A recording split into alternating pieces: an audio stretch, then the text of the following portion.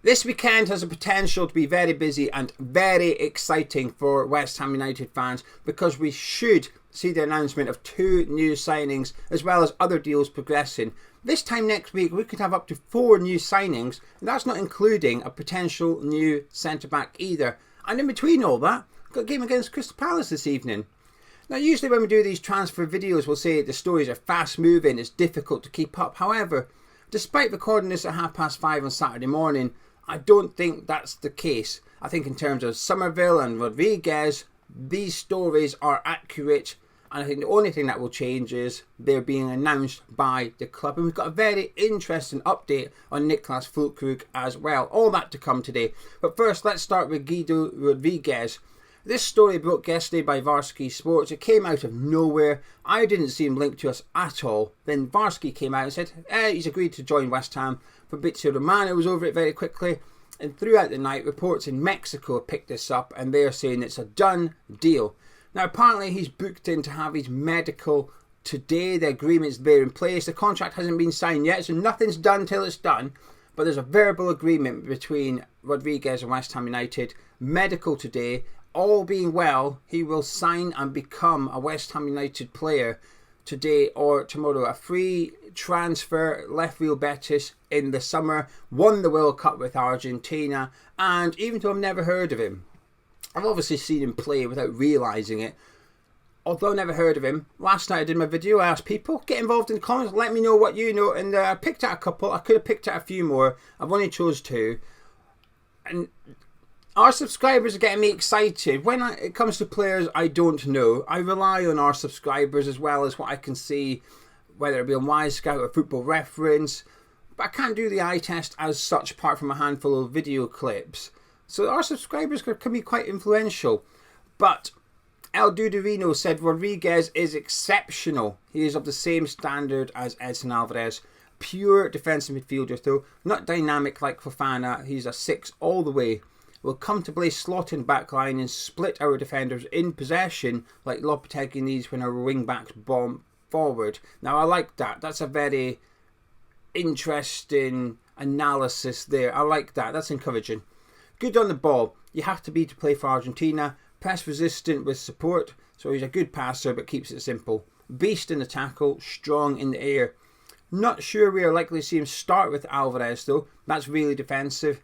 Better passer than Alvarez but not as dynamic. Either way, not the ideal partner. Think he's coming in for depth. Exceptional 6 though. Watch Argentina a lot and he's played a lot of games under Scaloni. And then Toby Gold said Guido was a key player for Betis who were desperate for him to stay, with him and Isco the main influences in the team. All action defensive midfielder whose tackles are impressive, and like Alvarez, opposition players will know he's there. Very clever with his positioning and known for last minute saving tackles. On the ball, he's a tempo setter. Now that's something I don't think we've had for a while. I don't think Edson Alvarez is good at that. I don't think Ward-Prowse is good at that. I don't think Souček's good at that. I think sometimes we struggle to dictate play. And I would even say Declan Rice wasn't good at that. I think the last player I feel we had that did that, tinfoil hat on, Griffin coming, was Mark Noble. I thought he was somebody that could just slow the game down and just dictate the tempo a little bit. So I like that from Toby. He said on the ball he's a tempo setter and is very clever at finding players in space and had a strong connection with Isco for this. Comfortable as an 8 but very much a deep midfielder at 6 normally. Pablo Vanals has recommended a club to him and having Alvarez here will help him massively. Same with Spanish speaking coaches as well. Very smart buy who has a Zabaleta type mentality about him. Excited to see him join. He wasn't the only person that compared him to Zabaleta just in terms of the mentality and the professionalism, and I thought Zabaleta was fantastic. So I've got my hopes up thanks to our subscribers. So Guido Rodriguez should become a West Ham United player. Moving on quickly to Crysencio Somerville. It's all done. Medicals passed. They were just dotting the I's and crossing the T's yesterday. The contract should be signed today if it hasn't been already, and he should be announced as a West Ham player hopefully today, maybe tomorrow, but I'm very confident Somerville will be announced as a West Ham United player before Monday morning. Now moving on to sort of, I guess, what is the main story. Once a player gets done, once you become very confident a player has signed for your club, interest dwindles. I can see it in the video views, etc. If you go back to Max Kelman, while there's rumours, everybody wants to know, everybody's excited, and then once everybody gets confident the deal's done, the views dip, so interest dips. And I think that's the case with Somerville for me to some extent. I'm guilty of it, going, that's done now. Somerville's now pretty much a West Ham United player. What's next? Who else? And Niclas Füllkrug is the one at the minute. However, we got an update last night from our favourite German reporter, Florian Plettenberg. He said, exclusive total agreement between Dortmund and West Ham about a permanent deal of Niclas Füllkrug. Latest details on bonus payments will be clarified tonight. Transfer fee, €26 million plus €4 million add-on. Contract, 2027 plus a year option, and up to €3 million net per year in salary. And he just goes on to say he's a 31-year-old striker, and Lopetegui pushed for him. So quite an important sentence there from Plettenberg. Now, we've discussed where we think Plettenberg has his sources in terms of West Ham on this channel enough times. I'm not going to repeat it, but you'll have fingers and pies on both sides here. You'll have a contact likely at Dortmund as well as West Ham, so he's clued up. He was the one initially that sort of poo-pooed this deal earlier on in the week when Darmesh was saying it was a goer. He was saying, nah, I don't think it is.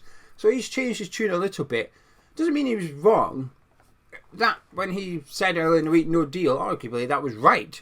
But he's now saying deal done and agreed between Dortmund and West Ham. And the contract sounds like it's agreed as well. Last few details, usually that's the agent's fee or anything like that.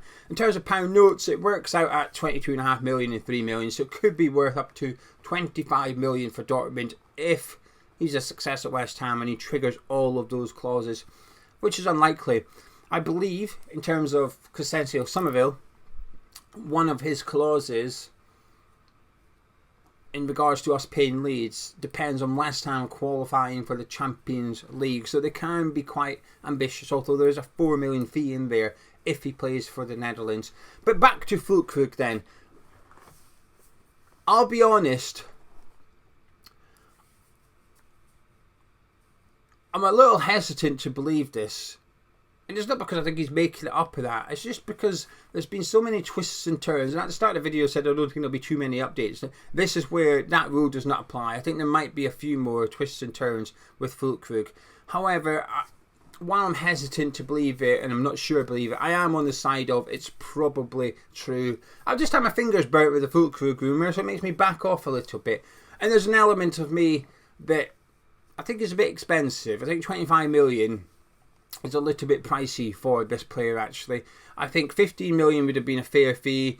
Between 15 and 20 gets a little bit too much, however, fair enough. But anything over 20 I thought was a little bit expensive for Füllkrug. I think Dortmund have done well to get that much out of us, actually, for someone that's only been at the club for a year. They paid less than 15 million for him. He's 31.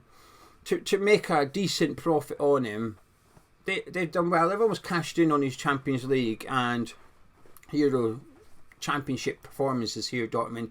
I think they've got the better deal here out of it. I think Somerville, us and Leeds, I think it's quite fair. I think it's decent money for both clubs. But with this one, in terms of the player, I think he'll be a success to some extent. I think good player, holds the ball up well, hard working, knows where the back of the net is, fantastic in the air, but just not mobile. So we've seen during the pre-season us getting the ball wide on quite a lot of occasions. However, we're not necessarily crossing the ball a lot. We're just getting it into those positions and then working it in field.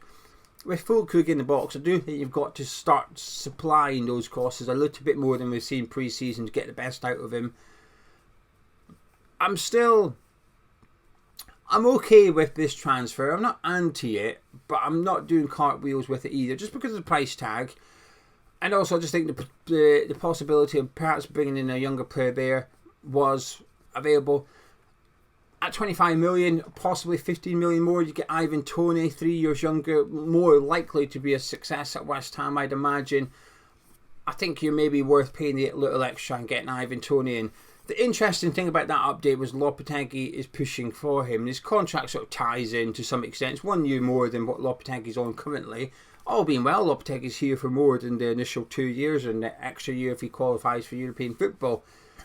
But if it's somebody that the head coach wants, that gives me a little reassurance, because you'd imagine he's got a plan for him. You'd imagine that he sees him as the best striker to get the best out of his team, whether that's the attacking players. And this is the thing with our attacking talent at West Ham. Not only are they there to supply Füllkrug, but actually there's goals in them all as well. Somerville, Kudus, Bowen, and slightly lesser but still capable, Lucas Paqueta. There's goals in our attacking midfielders. And you don't want a striker that's going to come in and just be the focal point and you've got to supply him. You want a striker that can come in and get the better out of these attacking players, because on a good season, Somerville, Kudus and Bowen are all worth 10 goals plus in the Premier League campaign, especially Jared Bowen. So if you can get a striker in that can aid Jared Bowen's output and set goals up for him, I mean, Füllkrug is definitely capable of doing that, of racking up a few assists next season. He's not just a goal scorer, he does drop deep, he does get involved in the build-up play, he is a good passer, an incredibly hard worker. Bowen might benefit off the back of that, and I just hope that that is sort of why we're going after him. And the fact that Lopetegui pushed for him, it just gives me encouragement in that, but also in the fact that there's a good working relationship between Tim Steiden and Julen Lopetegui. However, remember back in January, Moyes pushed for Callum Phillips and Steiden went and got him. Last summer, Moyes pushed for James Ward-Prowse. I don't know if Steiden was the one that went and got James Ward-Prowse, but certainly as a club we went and got him as well. So even though the players are coming in for the head coach, it doesn't necessarily mean it's Steiden's approving them. He's just going and getting the players that the head coach desires at the football club. So the Füllkrug one is interesting. Like I said, a little reluctant to believe it, although I do kind of. And if I didn't feel like we've all been tricked a little bit during the week with the Füllkrug story, I'd be more inclined to believe this one. So hesitant.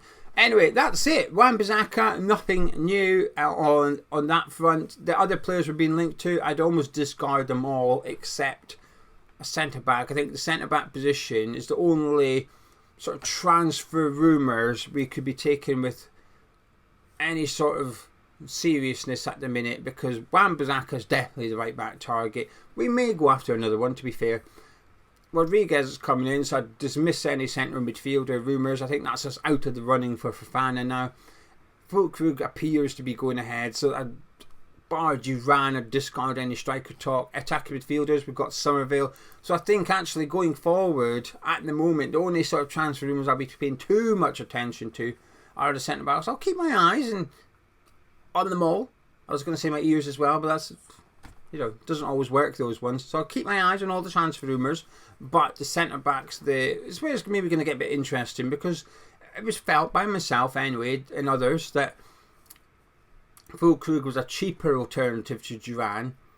Rodriguez comes in to free up some transfer budget to go get maybe a more substantial striker. But if we're not doing that, so we're saving money on the striker, and we're saving money on the central midfielder, and we've already spent quite a bit this summer if all those go through, but in terms of how we've been bidding in the process so far this summer, it would maybe indicate there's just a little bit more money left in the budget. Perhaps the money saved will go towards Wan-Bissaka to get that deal over the line, because we've been struggling a little bit with the finer details between us and Man U, and then persuading Wan-Bissaka to come to us now and not move as a free agent and cash in next summer. Maybe it'll go to Wan-Bissaka, or just maybe it'll go towards a centre-back. Anyway, enjoy your Saturday.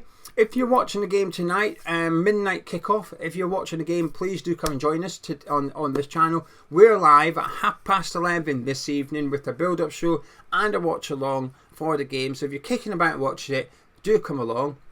And if you've got an Android device, make sure you've got the West Ham app downloaded. That's all I'm saying. If you've enjoyed this video, please do drop a like on it by clicking thumbs up. Subscribe to Ham's Chat. I'll catch up with you at 11:30 tonight.